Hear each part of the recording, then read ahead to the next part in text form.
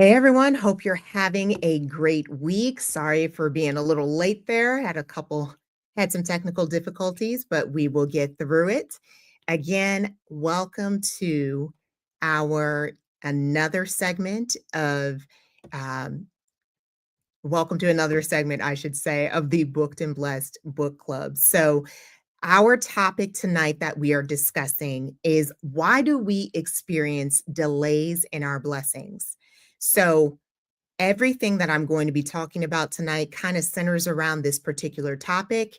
And we're going to be reading from my book, How to Live an Extraordinary Life with or Without Mr. Right. So I'll be reading excerpts from the book, and then I'll have different questions that you will see right next to me. And feel free to, jump in the comment section in the event that you have questions or you've got some comments that you wanted to discuss. So I'm going to go ahead and just jump right in. And towards the end of the session that we're going to have, I'll let you know a little bit more about the Booked and Blessed Book Club. Again, that is what this is being brought to you by. All right, so let me go ahead and jump right in. All right, so in the event that you have the book, I'm going to be reading from page 84. Okay, so page 84 is what this excerpt is going to start at. Okay, so let me go ahead and get to that right now. And again, I am reading from the book, How to Live an Extraordinary Life with or Without Mr. Right. You're probably not able to see it, but that's okay. All of that information is in the description. So again, the question we are going to be discussing is why do we experience delays in our blessings? So I'll be reading an excerpt from the book. So let's go ahead and get started. If you've got the book, that's page 84. Okay. So Christians who are fully committed to Christ play a role in determining how fast their blessings can manifest. Abraham and Sarah's delay in receiving their blessing proves that it takes time to grow in grace and knowledge. Our delay in blessings occurs because we are not fully committed or prepared for our blessings. They didn't need 25 years to get pregnant. Once they learned to trust God, Sarah was able to conceive and have the child God promised. God promised them. We need to make sure that we are prepared to handle the gifts we want to receive from God by making sure we are aligned with Him. God created us to have free will. Sometimes it is our free will that prevents us from receiving our blessings in a timely manner. Since everyone has free will, we can go at our own pace. This is why people experience success at various stages in their lives, and sadly, why some never experience it at all. And so, my question to you is why do you believe? Why do you believe that maybe you have experienced delays in your blessings? And so, I'll go ahead and give my opinion. I know that there have been many times that I have not received my blessings during the time that I thought that I would get them is because I wasn't ready. There were so many times throughout my life that I thought that I was ready for XYZ, only to find out later, oh, I didn't realize this or that. And had I proceeded moving ahead of God's timing, I would have messed up everything, everything, everything, everything.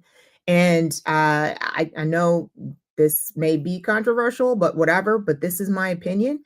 I am so glad, and no shade at what I'm getting ready to say, but I am so glad that I did not get married when I was younger, mainly because I did not have the mindset and the mentality that is required to have a successful marriage. I just did not have it. I didn't have it.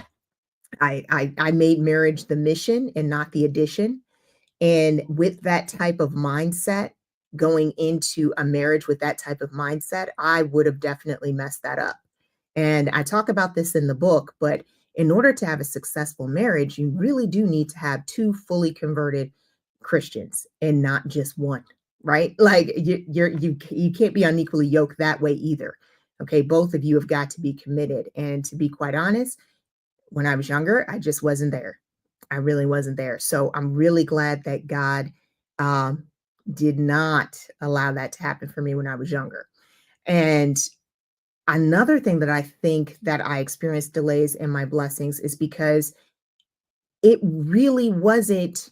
Um, there have been things that I thought that I wanted, only to find out later, no, that's not what you wanted, Tasha. That really wasn't what you wanted. There were so many times in my life, just different things. I thought I wanted this type of career. I thought I wanted so many different things that I later found out that I just didn't want. And I wanted those things because I thought that's what I was supposed to want. That's what society tells you that you're supposed to do. And I didn't align those things that I desired up against God. And so I'm really, really glad that that is the reason why I experience my delays. And so, in the event that you have experienced delays and you feel comfortable, I don't know if you're watching this on the replay or live, feel free to type in the comment section why you feel that you have experienced delays. I don't see anything in there right now, so I'm going to keep moving on. Okay, so I'm going to turn to, again, you don't have to have the book, but if you do, I'm going to turn to page 89. Okay.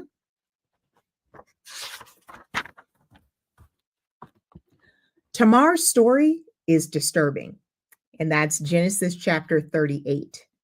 Tamar was Judah's daughter in law. Tamar's desire was to keep the family lineage alive. But due to Judah's son's disobedience, she experienced complications in fulfilling her endeavor. Therefore, Tamar resorted to taking measures into her own hands by tricking her father in law, Judah, into getting her pregnant. And she gave birth to twins. So that is a very out the box. That is a very out of the box example of someone, of a woman who resorted to unsavory methods to get what she wanted. She literally got her, she literally got her father-in-law to father her kids, right? That's a whole different story. And again, that's in Genesis chapter 38.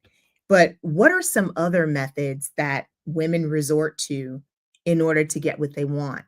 And again, if you've got any comments, feel free to put them in the comment section. But I am just floored being in the corporate world. I feel like I've seen it all. I've seen the tears, I've seen the lying, the cheating, the stealing in order to make it up the corporate ladder. And I've never, ever, ever wanted to resort to being that type of woman.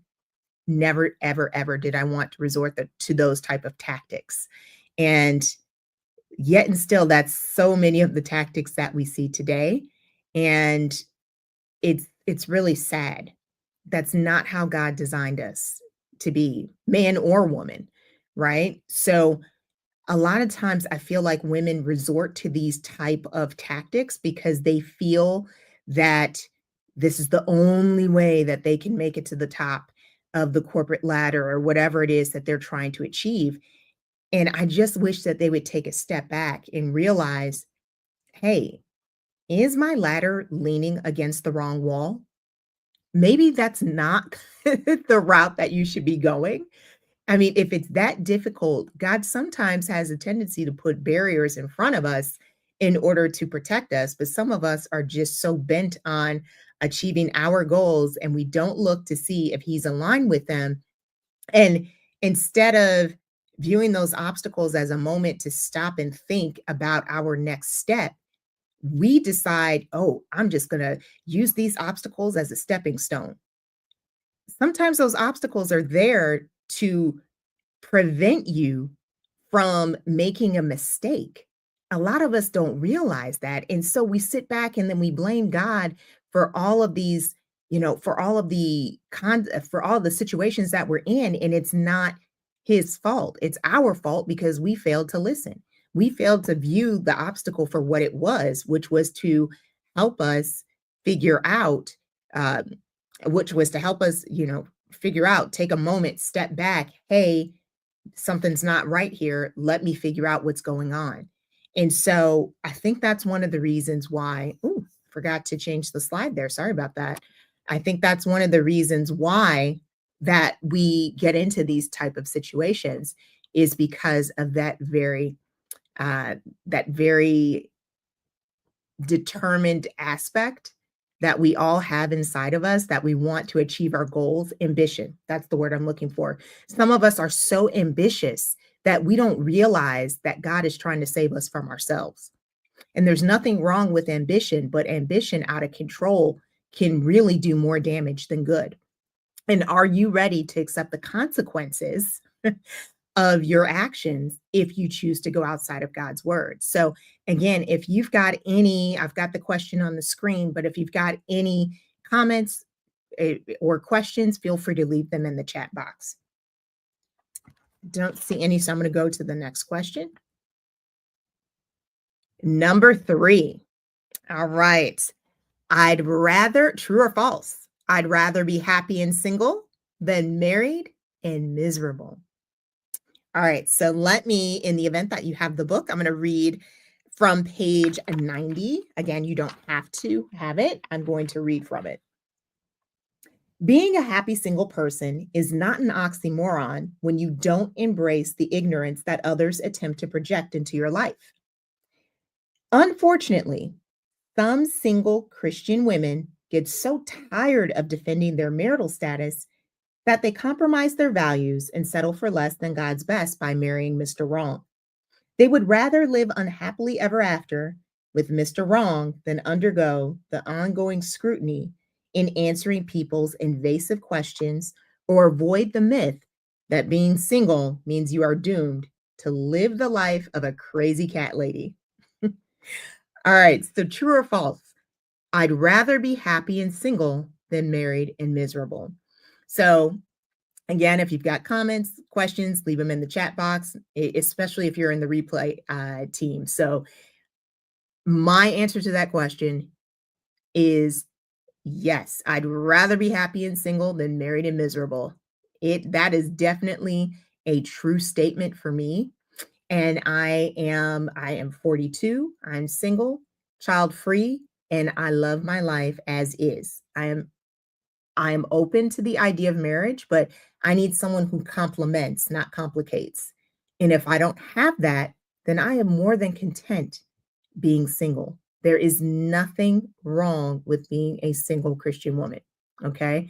And I feel like, unfortunately, the church has done a very bad job of preparing women to realize that there's nothing wrong with being married with children or being single without children or being married without children. There's different options, different routes that God has to lead us all to happiness. There's different routes. There's different routes. We have different personalities. We have different setups. We all have different gifts and talents. And I'm not going to how should I say this? I'm not about to mess up my life by marrying the wrong person just to say, hey guys, I got a ring on my finger. It's like that is not what I want to do. Life is too short to compromise your happiness and place yourself in a position whereby that you may not be able to fulfill your book. We all have a book that God has ordained for us to fulfill. So I know a lot of people quote Jeremiah 29:11, but one of my favorite verses is Psalm 139:16. And that's where God talks about how he wrote a book for every last one of us. Every last one of us has a book, and it's up to us whether or not we're in a position to fulfill it, because we can make incredibly difficult, wrong decisions that make the rest of our lives very challenging. Now, that's not to say that that he can't salvage, for lack of a better term. That's not to say that he can't salvage what we've done and turn it into lemonade. But if you just take a moment to really think about the consequences of your actions beforehand, you have so much, you save yourself a lot of time. And that's what I'm all about. My desire has and will always be to live an extraordinary life. That's literally why I wrote this book, guys. This is why I wrote the book. That is why I wrote the book, okay? And that's what the title is about, because that has always been my goal. And so I dig a lot more into this in the book. So if that is something that you are struggling with, check out the description section, and that's, the book is in paperback and audio format, okay? So unless you have any comments, I don't see any. So I'm going to move on to the next question here. What are the consequences of focusing on what we lack? And so I'm going to turn to page 91 here, and we're going to talk a little bit about Leah. Okay. So let's look at Leah's story in Genesis chapter 29. Laban gave Jacob Leah to be his wife instead of Rachel, the daughter Jacob worked 7 years for. According to Genesis chapter 29, verses 17 through 31, it's insinuated that Leah was neither beautiful nor loved. As a result, God allowed Leah to conceive while Rachel remained barren. Every time Leah had a child, her sentiment would be, "Surely my husband will love me now." Sadly, Leah truly believed that she could convince Jacob to love her by having children. Okay, I'm going to skip down to a little bit further. Due to Leah pursuing a goal that wasn't practical, Jacob's love, her life was filled with frustration, sadness, self-pity, and she embraced a defeated victim mindset, which continues to destroy people today. Due to Leah focusing on what she lacked instead of what she had, she allowed Satan to derail her peace and happiness. Sadly, Leah, like many women today, went through life miserable because she failed to realize that peace and happiness comes from within us and not from relationships or what we possess. And so, my question to you, what are the focuses? Sorry about that. My question to you is, what are the consequences of focusing on what we lack? And to me, one of the consequences is missing out on what it is that we're supposed to be doing. So many of us are so focused on trying to please this person or that person, thinking that their validation is what's going to bring us happiness. And that's just not the case.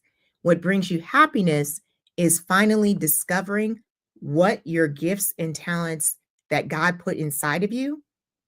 One, discovering what your gifts and talents are for, and then being in a position to leverage those gifts and talents in order to further his kingdom. Okay. And I'm not saying everyone has to get out there and, be a missionary or have a ministry or anything of that nature. But uh, just for lack of a better example, I'm thinking about myself. I have the gift of speaking, okay, and exhortation. I love encouraging people. I love teaching people. I love helping people.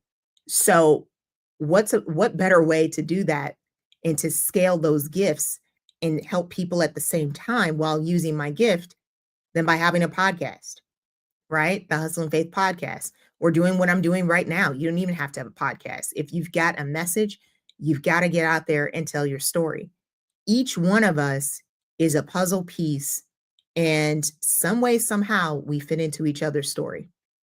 But if you're too, this is going to come across a little harsh, but if you're too lazy, right, to hold up your piece into this big old puzzle that we have, that could be preventing someone from completing their puzzle because you are a part of it and you're not using your gifts and talents the way that you're supposed to. So I have never been one of those people that wants to hold others back. So if there's knowledge that I have, I'm more than willing to share it. If there are Any way, shape, or form, if there are other ways that I can help someone, I want to be that person that's there to help. Life is hard enough as it is. And so I make sure I go out of my way to make sure that I'm in a position to help as many people as possible. And I'm always looking for ways to scale my gifts and talents. And I want you to do the same. You don't necessarily scaling your gift and talent may look different for you. Okay. But for me, podcasting was just, it was a no brainer. Okay. Doing this was a no brainer. Nervous as I don't know what, doing the lives, but I still uh, just went out and did it, right? So I want you to do the same. All right, just checking the chat box here. Okay, I don't see any other comments. So I'm gonna go ahead and move to the next question. So, why does God say no to us? And so actually on page, let's see here. So let's go ahead and read that. Okay. All right. So the question is, why does God say no to us? And in the event that you have the book, that's on page 99. Okay. I'm positive that many single women can relate to Miriam. So many times in life, there are goals and dreams that we want to achieve, and we are disappointed when we don't get them. Some examples of this could be achieving success in a certain field, finding that special someone, enjoying singlehood and peace, minus the side eye, and so on. If you're a faithful child of God, all you need to do is take time to analyze the situation, determine whether you are responsible for your unfulfilled dreams. And then I've got in parentheses, sin, unnecessarily, your unfulfilled dreams, sin, unnecessarily accepting nonsense people project onto you, etc. If this is not the case and you're in good standing with God, then you would realize that the word no isn't always a bad thing. No doesn't mean that it's the end of the world. It means that at that point in time in your life, God is telling you to wait. It is your responsibility to find out why God is making you wait before he gives you the desires of your heart.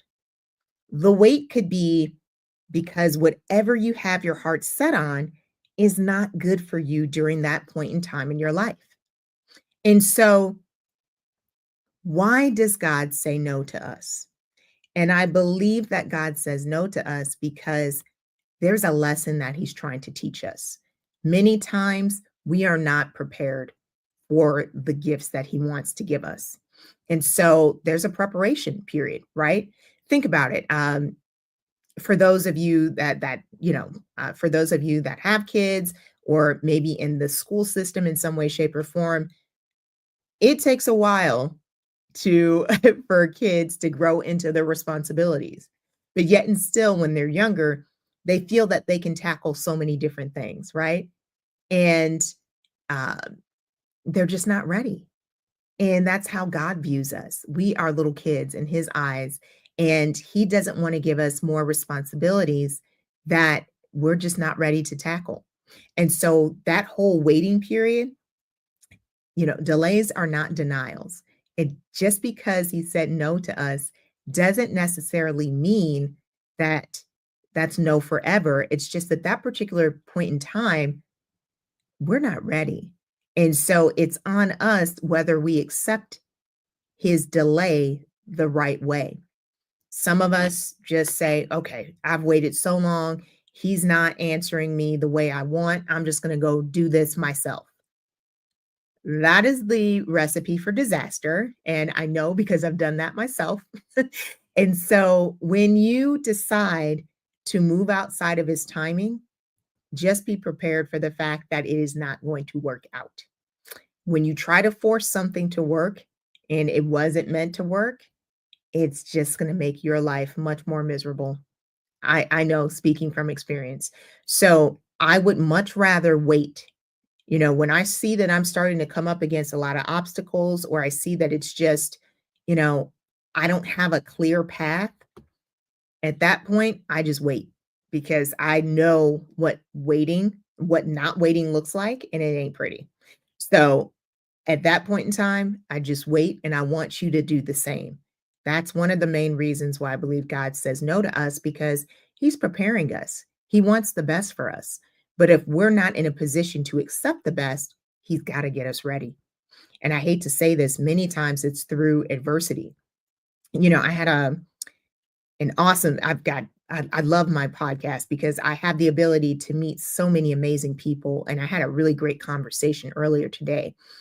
And she'll be on the podcast in a couple weeks, but she was mentioning the valleys in her life that it took for her to get to where she was in her career. And it's amazing how much we learn in the valleys. It really is. I hate being in the valley. Okay. I'll tell you that right now. I don't like it one bit. But once I get through that valley and make it up the mountaintop, and I look back to see how much progress I made, I'm really proud of myself. I really am. And I think God wants every one of us to be in a position to look back and see how far we've come with him guiding us. And he was walking alongside us that entire time. So that's one of the main reasons why I think he says no to us. So I'm going to go ahead and keep going here. So let me ask you this. How do you feel about hearing the word no? Again, feel free to comment in the comment section if you've got questions or in the replay gang. But the word no to me, I hate that word. I hate the word no because if I have a goal that I want to achieve and you're telling me, oh no, you can't do it right now, everything inside of me wants to make sure that I get that goal achieved, especially if it's someone that is telling me, oh, you can't do this. Watch. Okay. And I hate to say it, but I feel like the reason why many of us don't like to hear the word no is due to pride, right? So there's nothing wrong with having ambition, but I do feel like pride is ambition on steroids, and we're not supposed to be prideful, right? And I think a lot of us have a desire to do what we want to do when we want to do it. And that is a recipe for disaster. Okay. Once again, a recipe for disaster. So, as much as I don't like hearing the word no, I do my best when I feel like God is telling me no. That is cause for pause to take a step back and evaluate the situation. And so I do my best to actually look at it from I know this may sound kind of weird, but I try to look at it now from his point of view. So I try to look at myself looking down, trying to figure out, okay, what are all the different moving pieces that may be at play outside of my little piece? And if you start to approach your decision-making process like that, especially when you hear the word no, I feel like that is going to do wonders for you. It's going to help in your desire to be more patient. It's going to help in your desire to achieve those goals. Because again, he may be saying no to you at that point in time because he needs you to take a step back to figure out where all the landmines are, right? He knows where they're at, and he needs you to figure out where they are too. And he's guiding you, but he can't guide you if you're being loud and you're just being stubborn and you're not listening to him. Okay. So let's see if there's any comments. All right. Next question. All right. So what decision or decisions have you made that changed the trajectory of your life? And so I'm not reading anything from the book right now because a lot of these questions are stemming from page 99. In the event that you have the book, they're stemming from page 99. So for me, I have so many decisions that changed the trajectory of my life, but I have to admit, one of the major ones was not allowing my losing everything. And when I say losing everything, this was back in 2018. I lost in quick succession, by the way. I lost the job. I lost Went through my savings, lost my unemployment, or not lost my unemployment, but exhausted my unemployment. And then I lost my apartment. So and then I had to live with a relative. It was like a whole thing. And it was like all in the span of 1 year. All of that happened in the span of 1 year. And so me losing all of those things in such a short period of time really put on my heart what is going on. Like it caused me to really sit back and evaluate, okay, what is happening here? And so that is where the Hustle and Faith podcast was born, because all of those things happened so quickly. And losing everything, I hate to say this, but and not to say that you have to lose everything, but losing everything for me placed me in a position to gain everything. Because fast forward to now, I ended up getting a much better job, bought a condo, literally celebrated my 4th year of being a homeowner a couple days ago. And so I, I would like to think that I could have achieved all of that without the adversity, but I was a little stubborn. So I feel like God really was doing a lot of that to get my attention. And I'm not saying that we always have to go through adversity for God to teach us lessons. I'm not saying that. Every one of us is different. But I do believe that most people have a tendency to learn more through adversity and be more appreciative when they come out of those storms, because they know how bad things could get, right? And they know how much progress it they've made once they come through those storms. So I do feel like, as much as I hate adversity, I do feel like it does play a role in some way, shape, or form in changing the trajectory of my life. So, trying to see in the event, I would love to hear your stories.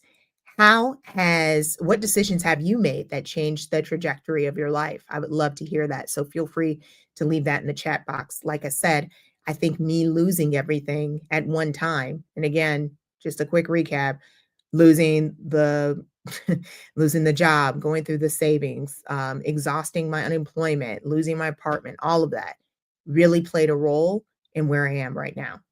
Okay. All right. Question 8. Not everyone is meant to join you on your journey. Who should you keep? Who should you remove? So I'm going to go ahead and read from page, let's see here, 110 and 111. Okay. Not everyone was meant to join you on your journey. Did you know that Satan deliberately places certain people in your life to cause chaos and confusion? Their presence in your life, if they are not removed, will prevent you from discovering all the plans God wants you to achieve in your book. And that's Psalm 139, verse 16. So that was that verse that I was alluding to earlier. Psalm 139, verse 16. You have to distance yourself from anyone and anything that may keep you from your destiny. When you allow yourself to be consumed with worry and take care of other people who shouldn't be in your life in the first place, you end up neglecting your own needs. You can't pour from an empty cup. You can't help someone else when you don't have anything left to give. And so I cannot stress that enough. I really can't, guys. Not everyone is meant to join you on your journey. And I feel like I have been having this conversation with more than one person. um, I feel like I've been having this conversation repeatedly with various people in my life. If someone is not acting like a brother, sister, mother, whatever that title that person has, that that you have given them, or that society has given them, like, oh, well, that's my mom, that's my dad, that's my sister, that's my brother, that's my cousin. I don't care what their title is, but if they are not living up to that particular title and they are preventing you or causing you or causing or hindering your ability to follow God and Christ, you need to leave them alone, okay? Because if your desire is to follow Christ and their desire is to do a lot of all the other things that Christ specifically states we should not be engaging in, what are you going to do? Okay? So I have definitely made that choice, and I know it's a difficult choice to make, but you have to make the choice as to how is it that you want to live your life. If you want to live your life as a Christian and you know what God tells you you should be doing, how you should be acting, who you should associate with, then you need to follow through with that type of behavior. You can't cherry pick which things you're going to do and which things you're not going to do. It doesn't work that way. Like that's like trying to make a recipe. I want to make a chocolate cake and I'm not going to include eggs. Or even worse, I'm not going to include chocolate. Like that doesn't make sense. So that same analogy applies for this as well. So the type of people that you want on your journey are folks that are going to support you, folks that want to um, make sure that you achieve the goals that you're trying to achieve. As long as they align with God's will for your life, and you're not out there trying to rob Peter just so you can get rich and say that you've got wealth, and you're not out there hurting folks. You know, those are the folks that you want in your life that are going to support you and in your goals. And again, make sure your goals are aligned with God. But I want someone who is going to, oops, I want someone who is going to be a cheerleader for me, someone who's not going to be a stumbling block, or someone who's not going to tear me down every chance they get. Life is hard enough. You've got enough folks out there that are going to attempt to steal your sparkle, and it's up to you whether you continue to shine. Okay. So those are the folks that you should keep, and those are the folks that you need to remove. Okay. Last but not least, question number 9. And so this is, what are people constantly using to try to deter you from your dream? Okay. So I'm going to read page 114. If you are persistent in keeping your focus on God, He will give you the desires of your heart if you're willing to address the gallows in your life. What are gallows? What are people constantly using to try to deter you from your dream? We can use the gallows that we encounter in life as motivation and leverage them to take us to the next level. Or you can succumb to the fact that those gallows are there and live in fear and defeat. Let me read that again. Sorry about that. Or you can succumb to the fact that those gallows are there and live in fear and defeat. It's up to you to determine which path you choose to take. All this ties back to the fact that you cannot allow distractions, people or circumstances, to cause you to compromise on your beliefs and dreams. Life gives us a variety of cards. We won't hesitate to play a good hand, but how do you react when we're dealt a bad hand? And so, literally, what I just read is the end of chapter 8, and then it goes into chapter 9. So, my question to you is, what are people constantly using to try to deter you from your dream? So, many times, people will bring up your past, right? You're trying to be a new person, and people will constantly bring up things from the past, and you're trying to change, right? As Christians, when we get baptized, you're a new person. And as long as you are actively trying to change your behavior and become more like Christ and transform into Christ's likeness, you're going to have quite a few people that will probably start bringing up things that you've done in the past. And so those are some of the folks that you probably need to put on that do they need to be in my life type of list, okay? Because if someone's constantly bringing up your past and you're trying to move forward, there's some friction there, okay?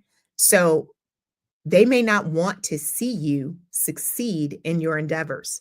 And so you're going to have to make the difficult decision, especially if there is a goal that you are trying to achieve, whether or not that person's going to be on that journey with you.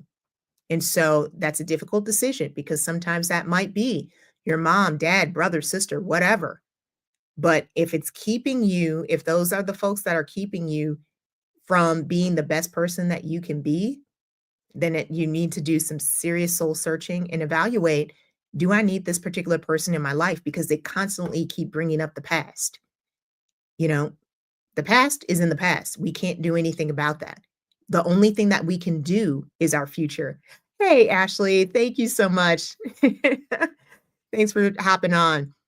So the past is in the past. That's all we can do. We cannot be in a position where we are. All right, just wanted to acknowledge you. I'm getting better with StreamYard. So I'm starting to, when I see comments, I'll try to showcase them on the screen. So um, we cannot change our past. Okay. The only thing that we can do is move forward. And there will always be people that will bring up situations that you did this, but do you remember that you did this 5 years ago? And they're doing that because they want to hold you back. They want to hold you back. They don't want to see you. They don't want to see you sparkle. They don't want to see you shine. And so it's up to you to figure out, do I need this particular person in my life? And that may sound harsh, but if you want to grow, you're going to have to do some pruning. And what I mean by that is, okay, so I've gotten into gardening, if you can't tell, but you're going to have to do some pruning. You're going to have to get rid of some of the dead weight that is holding you back. And I hate to say this, it could be family, it could be so-called friends. I don't care. This is where it comes back to that whole title situation. Remember, I told you, just because someone has the title of a mother, brother, sister, cousin, whatever, if they're not living up to that title and they are preventing you from being God's best, you got to let them go. There's a verse in the Bible that I cannot remember the verse, but God takes one person and there's one person left behind, right? One person's in the field. I can't remember what the verse is. I'll probably leave it in the comment section. I can't remember it right now, but one person's in the field, then he takes the other person. Going to heaven is not going to be a team sport. It's not a team sport. Okay. It is something that is it's not a group project. It's not a team sport. It is an individual project. It's an individual project. We're all going to have to make decisions for ourselves in order to figure out where our eternal home is going to be. And so if you've got folks that are constantly trying to deter you from your dream, guys, that's someone that is trying to prevent you from fulfilling your book. Again, Psalm 139:16, Jeremiah 29:11, we all have plans that God has in store for us. But if we continue to let the wrong people deter us from figuring out what our talents and gifts are and not deploying them, right? Like, you're just not going to be in a position to fulfill what was in your book. That has always, always, always been in the back of my mind. I don't want to leave this earth without being in a position to fulfill as much of my book as possible. Okay. And, life happens. I already know there's going to probably be some plans that I don't get a chance to achieve, and that's fine. But I want to make sure that I achieve as much as that book as possible. And I don't want me not fulfilling my book be due to the fact that I let someone stop me, someone's opinion stop me. I don't want that. And I don't want that for you either. So I truly hope that you take a moment to think about that question. And if you've got any comments or questions, feel free to leave it in the chat box. Even if you're in the replay gang, folks, I read everything. So make sure that you don't let folks deter you from your dream. Okay. All right. I think that was the last question for now. So again, I just want to thank those of you that have joined the live and those of you that are watching the replay. I truly appreciate your support. Just wanted to share a couple upcoming events. So one is taking place right now. We have a community called the Single Avenue Squad Community, and that's an online community for Christian women that are seeking to grow their business and their faith. It's free to join. All of that information is in the description box. And if you've got any questions, feel free to check out singleavenuesquad.com. And in case you're wondering, yes, if you're married, feel free to join as well, but it is geared towards single Christian women. So, but you're still welcome. So come join us. And we also have a Single Avenue challenge that is via email. So feel free to just sign up for that once every day for 7 days. You'll get an email that gives you different exercises and themes for that particular day. And then make sure you're on the mailing list as well. We've got some workshops coming up. I want you guys to be a part of this. If you've ever had a desire to publish your own book and you're curious how to publish your own, self-publish your own book, I will be showing you that process from A to Z, how to go about doing it yourself.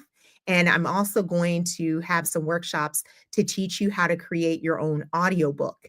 Okay. So in the event that the tech has always scared you, don't let that scare you.